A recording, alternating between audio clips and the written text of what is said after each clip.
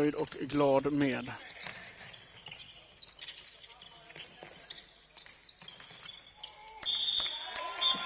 Här var det mål. Även denna gång precis efter att...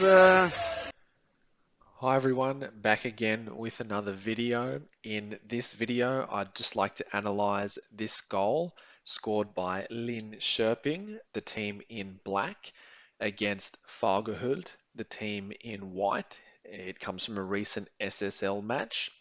So just to set the scene, right now the ball is with this black player here. The black team are heading this way to the left of the screen, attacking that goal.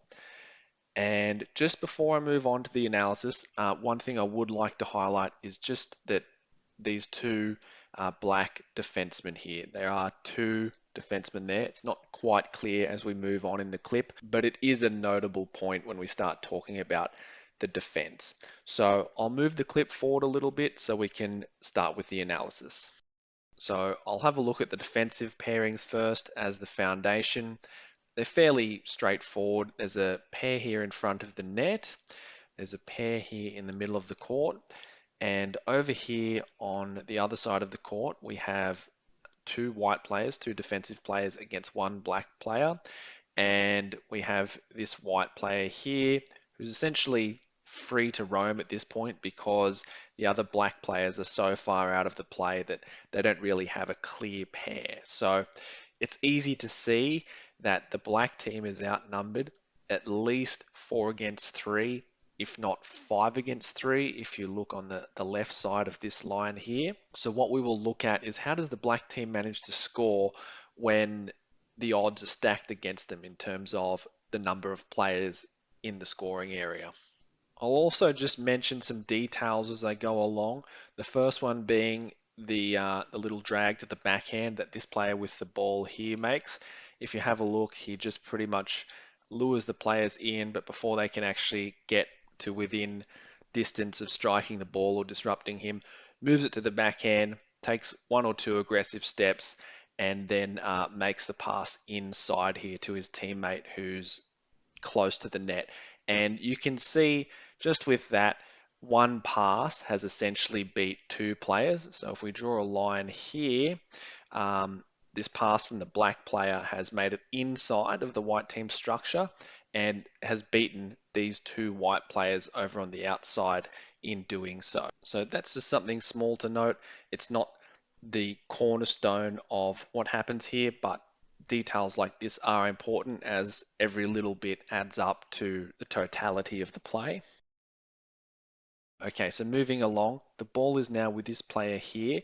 It was passed out on a one-time pass from the front of the net, essentially, from the player who received it down here. And this is really the critical moment or action in this play here. And it is the critical decision for a couple of reasons. The main one being the space that it creates between the white team's top players and their back players. So these players here, the space that it creates between those players as these top players advance towards the ball in order to pressure the ball carrier and block the path directly into the middle, particularly on the far side. That's where it really matters, on the opposite side where the ball is now. So we'll just have a look at that, but just note how compact these 4 white players are here at the moment and where they end up when the goal is scored.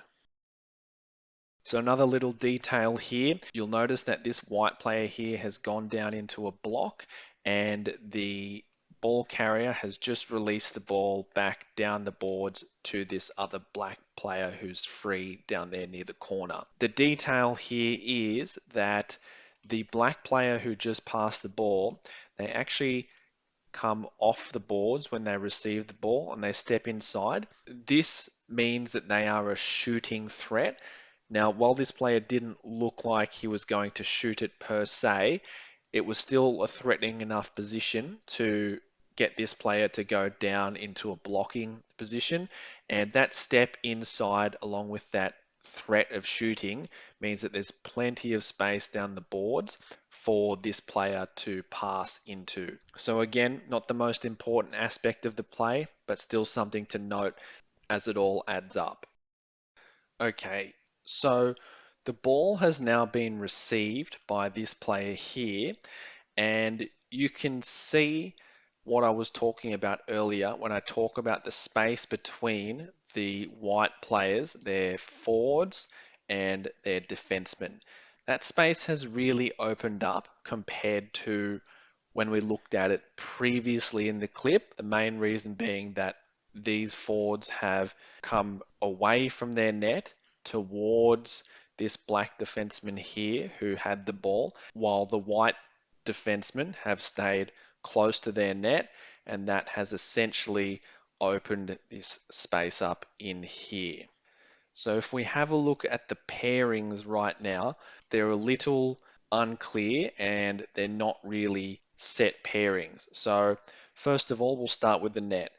We have two white players here for one black player. So that automatically means that there's going to be an outnumbering situation somewhere else.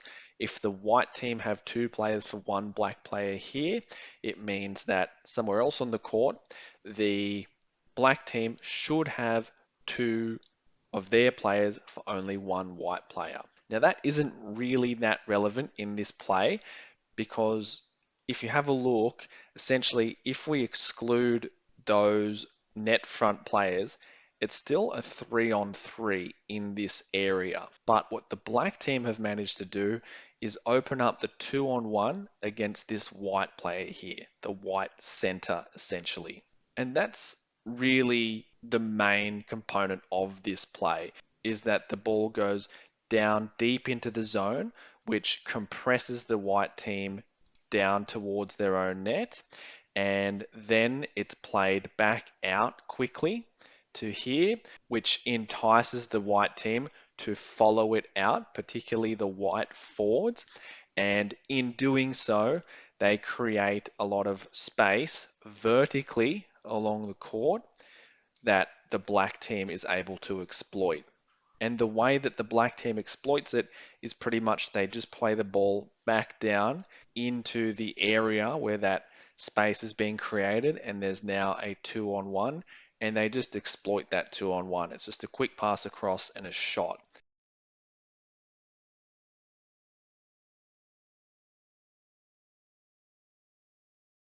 There is one more detail here that I just would like to point out.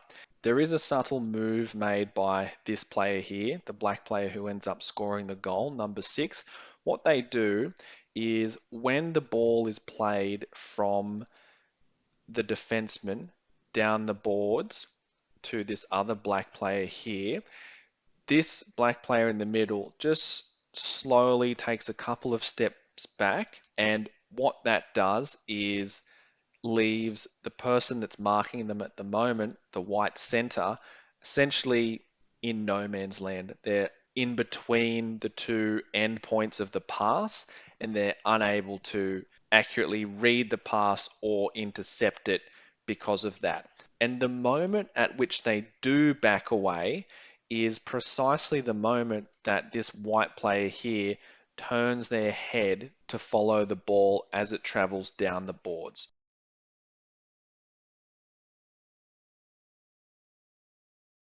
One other thing I would like to touch on that I mentioned previously is that if we exclude these net front players here, essentially it's still a 3-on-3 with these other players. So essentially it's still an even number play, 3 black against 3 white, but the positioning of the black team is superior. And to have a look at that, let's just have a look at the triangles that each of these teams create. So this is pretty much the ideal rotation for the black team, because you can see at every point on the white triangle, the black team essentially has a 2-on-1 along all edges of the black team's triangle. To mitigate this defensively, the white team need to essentially rotate their triangle so that it approximately lines up with the black triangle. And if they did that, the defensive pairings and responsibilities in the 3-on-3 would be clear.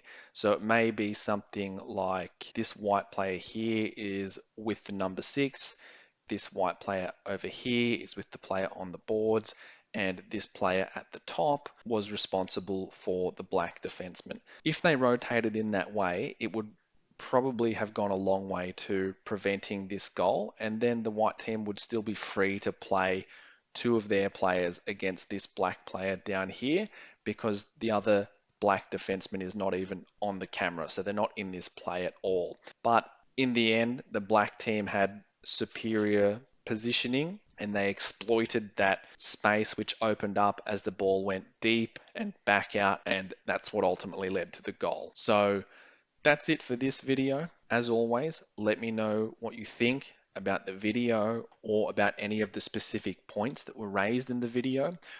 What do you think should have happened defensively here?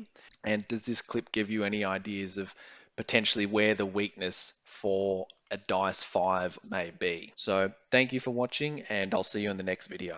Och glad med.